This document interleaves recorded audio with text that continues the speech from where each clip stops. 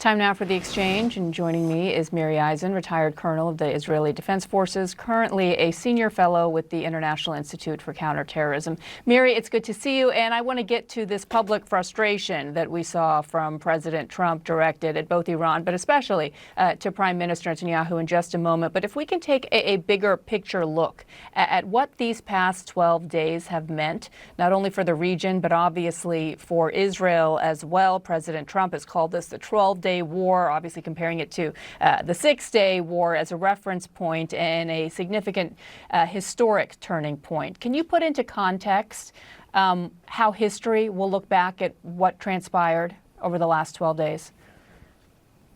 Bianna, I don't even know yet to be able to say what the new Middle East will look like. But what we've seen is after the last 25, really 30 years, that the Islamic regime of Iran was the one that dominated in destabilizing, in exporting capabilities, missiles, rockets, in using the proxies, and especially in threatening everybody with what they would do. That's been shown as, I would even say, hollow. It's been exposed. And that's a new Middle East. There are going to be new different forces that are going to be the dominating ones. There's still a lot of rhetoric out in the world. A lot of different countries and things are talking. But when it comes to action right now, and that matters in the Middle East, this is a new world. The proxies are hurt. The Islamic regime has been shown as hollow. And it isn't about Israel and its stance. It's more about that new change, an opportunity to be able to stand up against what had been so dominating for so long. From what we're able to assess thus far, is Iran no longer an existential threat to Israel at this point? I'm sitting right now in my house. I haven't sat in my house for the last 12 days. I don't say that because I thought that they would drop a bomb. If I thought they already had a nuclear bomb, this whole exercise would have been moot. But I do think that I feel that what Israel has done and the United States in attacking the nuclear facilities is that they have changed that existential threat and changed it in a way that it's both exposing it, making me feel safer.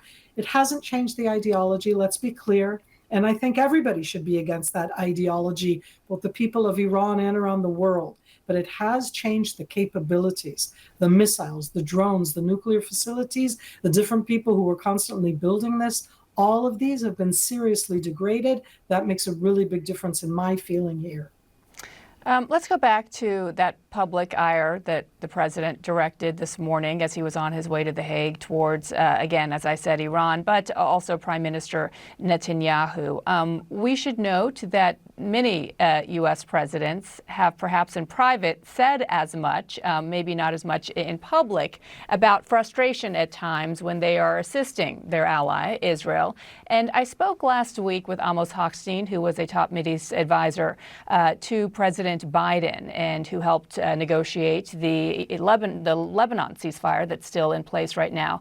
And he had basically, looking back now, a prescient comment that stood out to both me and Yonit Levy. I was co-hosting her podcast Unholy when we had him on. And here's what he had to say about some of the friction between Israel and the United States at times like these. And I'll say something a bit controversial, but in my mind, since Ronald Reagan, Israel doesn't have a stop button. It goes. And when it goes, it just keeps going. And since Ronald Reagan, the President of the United States at every turn comes and says, here's the off-ramp. And I'm mandating the off-ramp. And every prime minister, right-wing, left-wing, centrist, goes to his, whoever it is at the time, the military, the intelligence, his, extremist parties, and says, I'm with you, but these darn Americans are forcing me to stop. And he's like, all right, fine, we'll stop and we'll do a deal. And that's been the case in every operation since the 1980s. This is a case where there hasn't been a stop button. And so if there isn't one, where does it stop? Okay, well, I think we just found out this morning that there was a stop button. But as soon as I heard that from President Trump, that exchange is the first thing that came to my mind. I'm wondering what your reaction was. When we were talking about it yesterday in Israel and today after the additional comment of the president, because there's been a whole series that's been going on right now that we're all following here, First of all, President Trump is unique upon himself in the way that he puts himself out in front and says things to everybody at once. We all know where he is. And that's different. Usually, as you said, it's behind the scenes. This isn't about saving face. In Israel right now, there's no question that we're not in it just alone. We're in it certainly with the backing and assistance and involvement of the United States, but also of other allies. So I'm glad that there's the off-ramp. I'm also glad that we know how to do things that need to be done. And in that sense, I can say that the 12 days were mainly about the Israeli campaign against the Iranian nuclear missile, different compound capabilities, and the US strike. In the end of this, that off-ramp is that you have to end it somewhere. I never know of a good ending. And in this case, if it comes this way, I can handle it. I'm in my house, as I said. When that came out, it was at the stage where Israel was about to respond in a stronger way. And what that would have meant would have been more days of these exchanges of fire. And this off-ramp was definitely needed.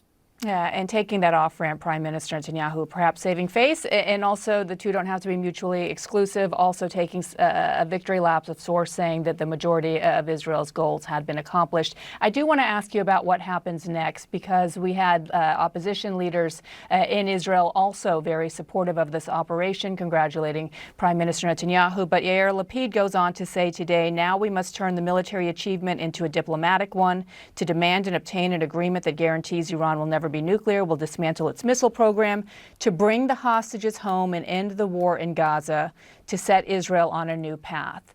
And it's the war in Gaza that I'm wondering whether you think there is a real opportunity now to bring to an end, to bring the hostages home, to end the fighting there, and have humanitarian aid delivered the way it should be to the civilians in need. Absolutely, and my heart goes out to those civilians in need. And I'll say the following. I'll remind everybody that just 24 hours ago, Iran, in some way whatsoever, attacked into the land of Qatar. Qatar is where the heads of Hamas are hosted. I'm just adding that into the whole, everything going on in that sense. They are interconnected. I think that Hamas right now is more of in a corner. There's a difference between Hamas in the Gaza Strip and that leadership that sits in Qatar. But I do think that this opens a door, that what it shows is that with this type of, I'm going to call it strong diplomacy, and I'm smiling at the end, what President Trump does is very different, but bringing in a different idea, we need to end the conflict in the South. There is no happily ever after. I say that very sadly in the sense that there's no win-win. Having said that, that still needs to be ended, both for the people of the Gaza Strip, to bring home the 50 Israeli hostages that have been there from October 7th, 2023, 20 of them still alive. These are things that need to be done. And I think that the new situation, that new Middle East that I don't yet know to describe to you, and I hope that we'll be seeing it as we go forward right now, that that new Middle East will bring its pressure on Hamas. And yes, there will be pressure on Israel. I'm not saying not, but that jointly we'll get to that very much needed resolution. Miri Eisen, always good to see you. Thank you so much. Thank you, Bianna.